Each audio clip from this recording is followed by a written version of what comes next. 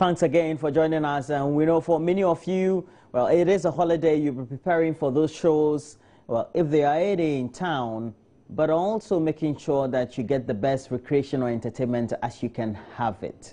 Well, one of the people who tend to provide us with a lot more joy, not only on our screens, but also give us a lot more tunes by way of composition and better projection of his music is Ochiame Kwame. And today that's how we're doing it. We're bringing him into the studio to help us do a lot more discussions, not only about other social issues, but also about himself, because it's important as well. How are you? Thank you, thank you. Can you speak well? Yeah, don't worry. It's part of it. But you speak well. Yeah, you put together great shows. I've been to the one you did with MTN. Yes, and then you did, show. Yeah, and then those ones you did comedy and all that. I love the one you were on the bed, though. Thank you. How do you come up with such ideas? To tell you the truth, it's just about value, because I've been an artist for so long, for 18 years now, and people have already seen me on stage. People have heard my music. So how do I continuously make my content exciting? And so I always try to shift the envelope, move the limit, and go inside my head to be creative. The second thing that I wish I was not saying it is that I always align with people who are more creative than I am. So for the Versatile Show especially, the whole dance was designed by Professor Niate of Legon. And then the whole drama was designed by Uncle White. So I just come and take a bow for it. So it's my creativity, my want to give more, and then aligning with people who already have more than I have. So that whenever I say I'm presenting something with Ochiame Kwame, from a professional angle, you can see that it is something more than you expected, because it was developed by people who are more intelligent than I am. Yes. Well, adding value is always important. I see you back in school, University of Ghana Business School, and I see you come for classes, and whilst I'm going for mine, you're also either ending yours or you're just coming to do some tutorials, etc. So it's just all part of adding value, because you want to be good at what you do? Exactly. I want to be good at what I do. I also want to be, when you have been an artist for almost 20 years, you want to be able to become a thought leader in the field. So when they say hip life, they will call grandpapa, they will call the other people, the ones that make it exciting. I want to be the one that teaches it. I want to be the one that's positioned with enough knowledge and enough experience to be able to discuss it at the academic and theoretical level, So yes, adding value, understanding what I do, so that I will have a better grip. You're really an entertainment person. You're just so much into the art. I see you're wearing red now, but you're supposed to be an ambassador for MTN. What happened? Okay, from last. Is that not a breach of your contract? No. I'm not under. I have an amazing relationship with MTN, but I'm not under a contractual agreement with them anymore. But that is not why I'm wearing red, honestly. Well, I know that may not be why you're wearing red, but I see you're wearing red. I know usually you're supposed to be wearing a lot more of the projected colors of the yellow, because of the brand association. Yes. But now so now you're an open artist. Yes, you're now free. I'm freelance artist. In football, they'll say you're a free agent. I'm a free agent. Yes, so now I can jump on all the other platforms, and my expertise and my art can also be expressed at areas that are competitive to MTN. So I am totally free. But whenever I have the opportunity like this, I always want to thank MTN, because the 6 years they were with me, they will have 6 amazing years of supporting hepatitis from MTN Ghana Foundation. So what happened? You came up with the programs? Yes, I came up with all those. All those were my programs, but as part of my contract, I was supposed to show it to MTN first. If they found out I had value, then they will support it.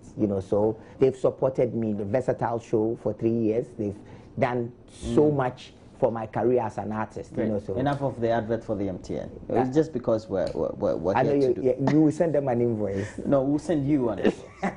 But as far as we're concerned, the world has changed. It's true. I think many of you don't do albums anymore. That's you true. do singles. Yes. And if you go to the more developed democracies where the economy is good enough, we're talking about the United States and Europe, they tend to do the albums.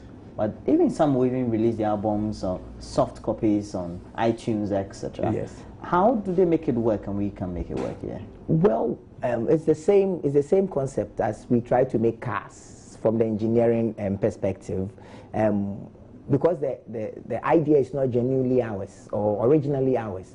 We must now internalize it, understand it, learn it, and begin to do it. I think that we were quite slow with the evolution of technology in connection with music sales. The original music distribution channels in Ghana was already ineffective.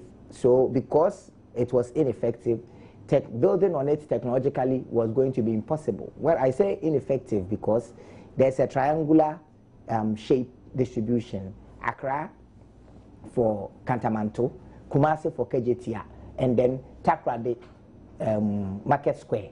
So Takrade will cater to Axim and all the other places. Kumasi will look at Sunyani and Buanhafo upwards, and then Accra will look at Cape Coast and the surrounding, centers. And what this distribution channel did was to get people to come to these places to come and buy it. But now we are not in FMCG, we are in VFMCG, very fast moving. So you must send your products to the people. People have choices now. People want to find the product on their smartphones. They want to find it in traffic if they are buying units. So the triangular shape of the distribution was already ineffective. It didn't find a certain market segment, So for you to be able to build up on it, something the foundation was wrong. So that's why we have not been able to catch up with. And when are some of the artists doing it though? Yes, well, we because have. I've never been sent, let's say, a message by whatever network I'm using or any other network that there's a new song by somebody I should download. Because easily I'm able to go onto somebody's app and download music easily, in which I have to pay a certain amount of money or my data goes or something. Yeah, what is happening? I do that for Western music. I don't get a fine. Even Arabic music, I do. Oh, nice. Now, what is happening is that individually, like myself, my music is available everywhere, Amazon, iTunes, everywhere. And then I know that most of the young people, especially who are IT savvy, they have their music online for sale. But it also faces another challenge, which is the concept of cyber crime. So people are not willing to punch in their credit or debit card numbers for them to buy music online. People are also, the concept of data is expensive because you are in the upper class. Data is expensive. The people who usually buy trendy young music, they don't have data to go and buy music. So what do they do? They exploit the system? No, what they do is that because shareability now is very, very easy, they share the music from one friend to the other. And they've done it so much that people like myself, I'd rather put some of my songs out there for free downloads. Why is that? How do you get value? How I get value is that the financial streams of an artist can be broken down into like 5. So there's sponsorships, there's endorsements, there are performances, there are digital sales, actual sales, and royalties. Okay, so let me get you. So let's say a new song like Telemon comes out. He may not get a lot of downloads, but he gets a lot of radio airplay. So that value is translated into... Exactly. He gets radio airplay. Into some level of human capital, some brand... Equity. Okay. And then he uses that... For sales. To do for performances. Shows, for activities that are supported by sponsorship. Exactly. So now currently, the music has become sort of like a business card. It costs you to do a business card. Is that why you're learning marketing? Because I know we all go to school together and you're learning marketing. Yes, I'm learning the market, but these are some of the things that I picked based on my experiences in class and also my experiences on the field. Okay. So music sales, all that is really important. 2 years ago, the United States of America lost $4.6 billion in illegal music sharing. But they also made many billions. Exactly. Well. And as I can tell you, people like Justin Bieber and Eminem, they doubled their profit because now the middlemen have been taken out. Because now there's no distributor, there's no retailer, so all of them are gone out. So he has 2 million people on Facebook and on Twitter. So when he puts his music up and say, download my music, 2 million people at once, most of the money is coming into his pocket. Okay. Yes. And now let's talk about other issues. Quite socially, it's a subject of the video released by Anas Arimeyawanas. I guess that's why you have. Is that what you use in watching the video? Have you been able to go watching it? No. I've not been able to. I wish I. What do you make of the whole issue and the hula baloo that it has generated? I honestly think that the whole Ghana, we should all be ashamed, all of us, because in one way or the other, or let me say most of us, in one way or the other, either we have contributed to paying bribe or receiving bribe in a way, and the whole concept of give me cola, this is not an issue for the judges alone. It's a cultural issue that we need to look at from the concept of from the family institution to the financial institution to the religious institution to the judiciary, economic institution. All the institutions must say, I think this is the time where the whole Ghana says, pause. Let us all stop and have a total ministry of orientation to look into our orientation. Where are our values? Where is our direction? Why are we this way? Because when the SEPS one came, we all spoke about it. We all went to see it. And now as the judges, they say if you go to see it, you can be charged for contempt or you will be charged for contempt. I believe that when the SEPS one came and the judges were going to watch it happily or unhappily, they should have said that, oh, if you watch that one, is contempt.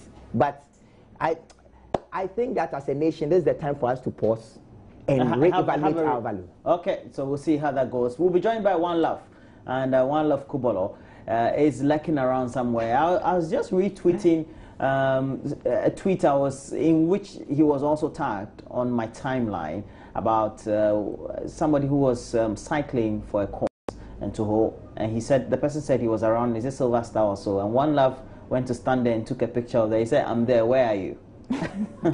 Well, he's that funny on Twitter and Facebook, others as well. But we'll be inviting him into our conversation. We're taking a break. When we come back, One Love Kubalo with us.